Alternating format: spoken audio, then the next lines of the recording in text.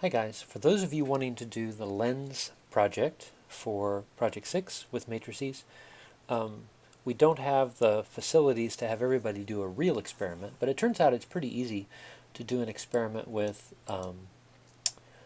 the simulator. I'll post a link to ACE so you guys can see how that guy goes, but basically you can create a glass sphere, essentially, and we can create a ray, so I'll go ahead and do that. And then you can send the ray through the glass sphere. Now actually what I'd like to do is to move the ray down so it's not making such big angles. Let's move this guy down here.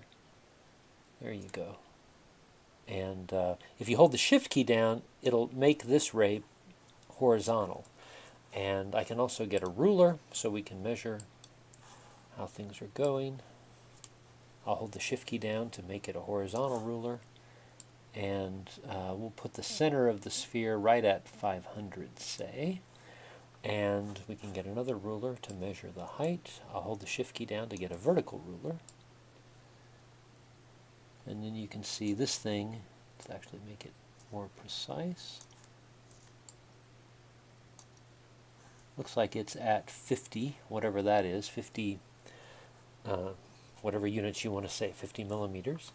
And now you can see where the ray crosses the sphere, how it traverses the sphere, comes out the other side, and crosses the axis. So you know it comes in at 0 angle because that's a horizontal ray. You can calculate using matrices what the angle is in the glass. You know the glass, let's actually get another ruler here to measure that. So again, I'll hold the shift key down to get a nice vertical ruler, and I'll put the center of the sphere right at 200 here. And now you can see that the radius, actually I could make, whoopsie, no, that's not what I want. Okay, get rid of that guy. I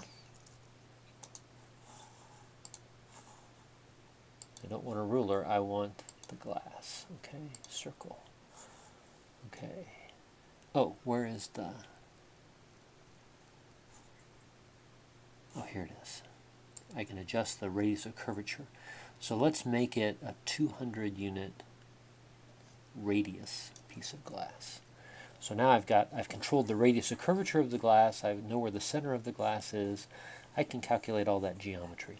So this is a good system for investigating the behavior of a light ray. It's a simulator, but it works, right? You even get the reflected ray here, so you could look at raindrops and rainbows if you wanted to. But anyway, that's the idea. You can set up a definite geometry and make some comparisons with your matrix calculations.